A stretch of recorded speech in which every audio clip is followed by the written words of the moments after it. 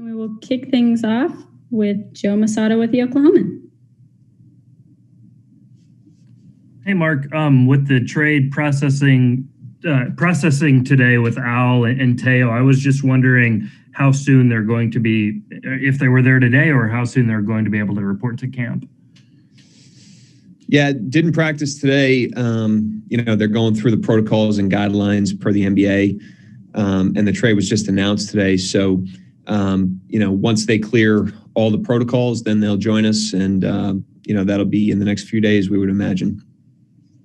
I know, obviously, two guys on opposite ends of the spectrum as far as experience and everything. But can you just, give us an outline of both Al and Teo and what you're expecting of them this year?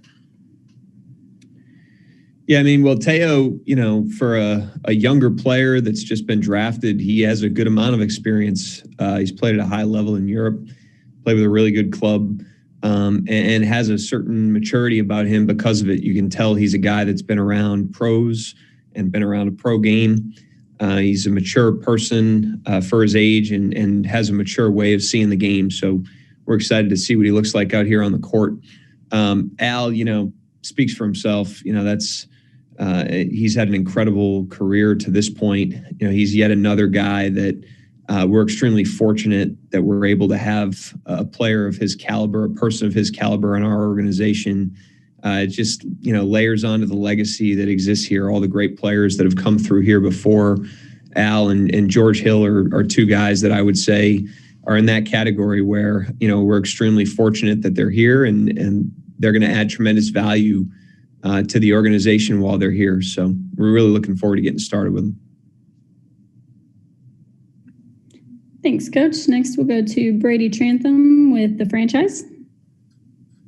Hey, Coach. I can't remember if this was actually asked the other day, but whatever players were out last week due to COVID, have they returned? Are you guys back at relative full strength? And of course, not including what you just said about Al Horford and Teo. Yeah, per the guidelines, we're just going to keep it pretty vague there. We're following all the protocols. As soon as the guys clear the protocols, then we're going to try to get them back on the court. The COVID announcement that we made a couple of days ago, the players that were not in practice were not limited to that. There were other reasons that players were missing practices. It's obviously, an interesting time with everybody coming back from their markets. And so, we're taking it case by case, whether it's a COVID protocol or whether it's, a return to play situation where a guy's coming off of an injury or something like that from the past. We're just going player by player, but that's the most that I can really comment on it. Next, we have Nick Gallo with Thunder Broadcasting. Hey, Mark. What have you thought of Admiral Schofield so far as a player and as a person? Great person. First and foremost, there's a real integrity to him as a person. He's got, true character, true toughness. He's very, very, there's just an authenticity to him that, just shines every single time you interact with him. Strong person, so, he adds to your team in that way. And then as a player, he competes, he plays hard. He's kind of a positionless player. There's a physicality to him, but also an athleticism. And he adds that to, pretty high capacity for work and a pretty high motor on the court. So he's been impressive so far. He's a guy that came through, years ago in the draft process and impressed us then and continues to impress us now. Next, we have Paris Lawson with OKCThunder.com.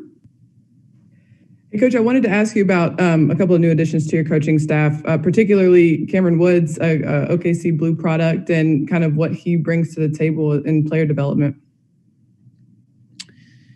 Yeah, Cam's good. He's going to be a really, really good coach. He already is to a large extent. Cam's a guy that, when he finished at Butler, he was a G League player for us. He played with the Blue for 2 years, and then decided to retire from basketball relatively early and work full-time for a year, and then decided he wanted to get into coaching. He missed basketball, but he wanted to start his coaching career early. And I was still the blue coach. I actually tried to talk him out of it. I wanted him to play. He could probably still play. You know, I think he's like 27, but he's pretty focused and he's a planner. And I think as he mapped out his career and his life, he said, hey, you know, I'm going to jump into this and try to get this right. And he did a great job as an assistant with the Blue the last couple of years. And, you know, he had an opening here and he seemed like a good fit. Having guys like him and Eric Maynor and Mike Wilkes, you know, in the past we've had Royal Ivy, guys that have not only played, but played here and that really appreciate and understand the organization. There's tremendous value in that. And Cam brings that to the table as well. Thanks, Coach. Yep. We'll go back to Brady Trantham with the franchise.